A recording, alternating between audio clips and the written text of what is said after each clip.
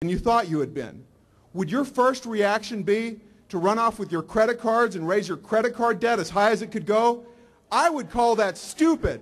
But what do they call it in Washington? They call it a stimulus program. Now, I'd say that Congress is spending like a drunken sailor, but I think that is unfair to drunken sailors.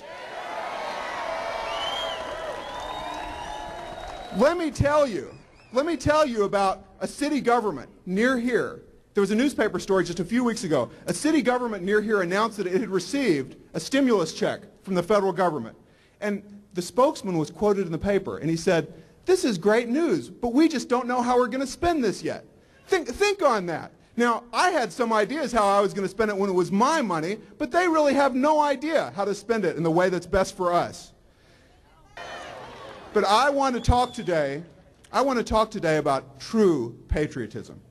The first element of true patriotism is being in touch with reality.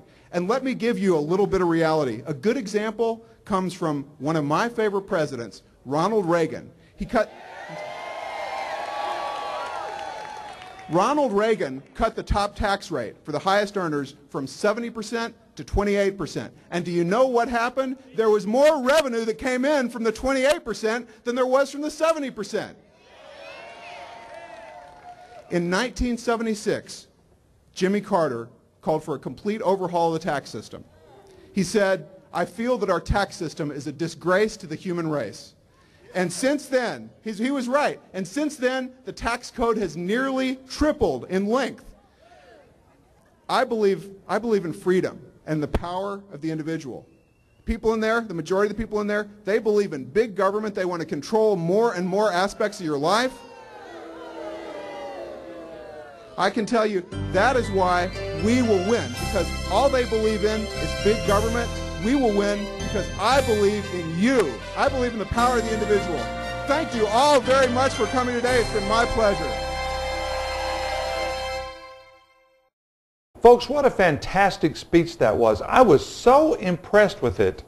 I asked our state representative, Dan Greenberg, to join us today in the studio to discuss further the topic that he, I think, so eloquently displayed for us at the Tea Party on the state capitol steps. So, Dan, welcome to our show, and I'm glad to have you with us today. Well, thank you so much for having me. Give me an idea of what it was that gave you the motivation to make your speech based on that subject. It really brought out the fact that, my goodness, if we breathe, we're taxed. What motivated you to pick that subject? Well, right now, I think the Obama administration is based on an economic theory for our country that's very, very dangerous. The theory of the Obama administration is that it's going to increase taxes and write a lot of checks to favored constituents and favored interest groups, and increase a lot of taxes to pay for that. And I don't think that that type of behavior creates jobs, creates investments, creates businesses. I think the way to have an economic program that's really focused on investment and capital formation and job creation, and that runs counter to the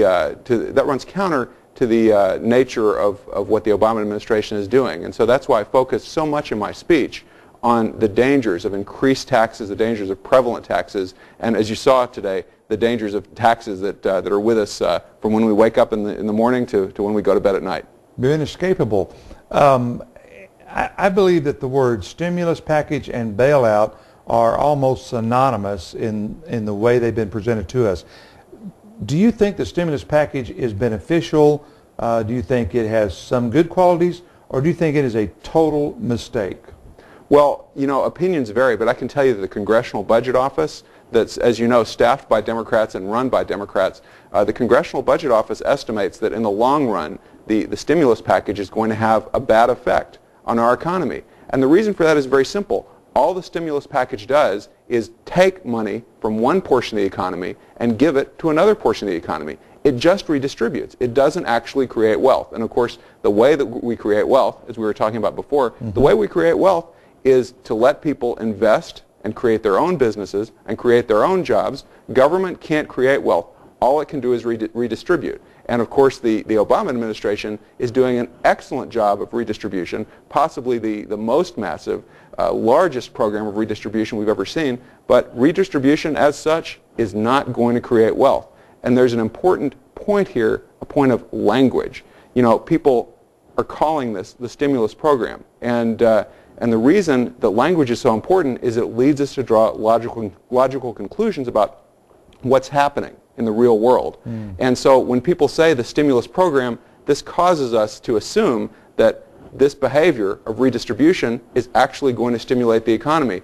That actually smuggles in the conclusion that you have to demonstrate. I think we have to demonstrate that this program is actually going to make us more prosperous, and I think the demonstration of that is very, very hard to do.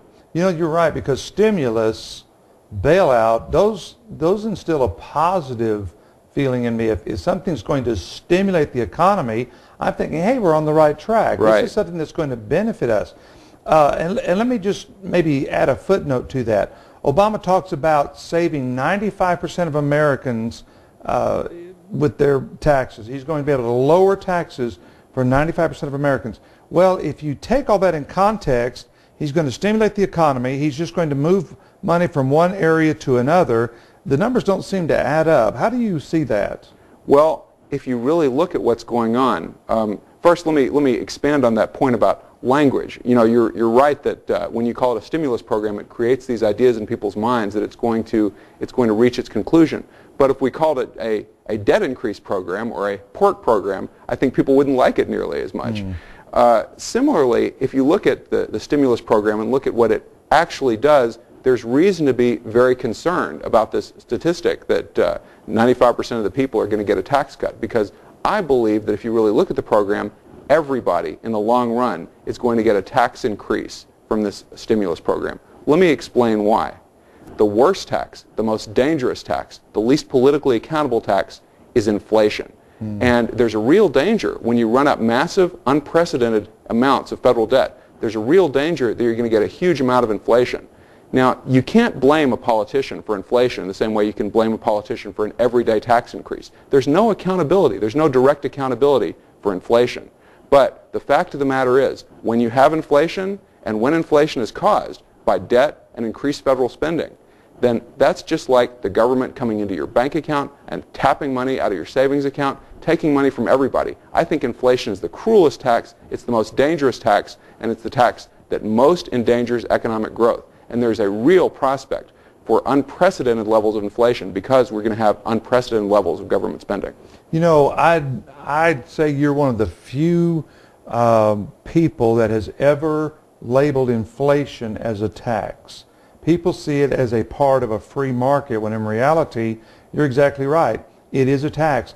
And I think the reason they don't see it in the serious light that it should be seen in is because it's slow to deteriorate. It's not seen as a bill. You don't write a check for it. That's right. But you think about it, studies have been done, on average, everything doubles in cost about every 20 years.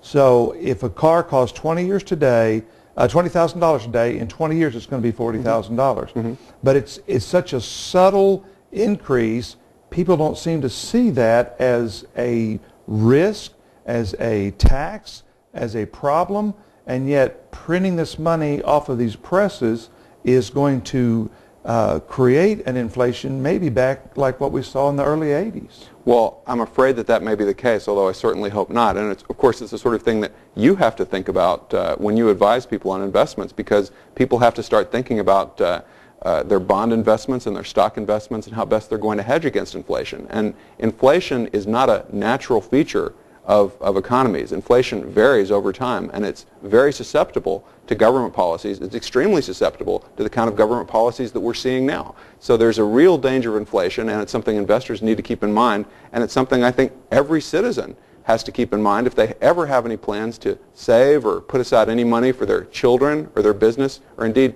any of their future plans. It's often caused by government. It's very much affected by government. And as I say, I think it's the cruelest and most dangerous tax. And that's something that CDs, cash, and money market cannot defend against.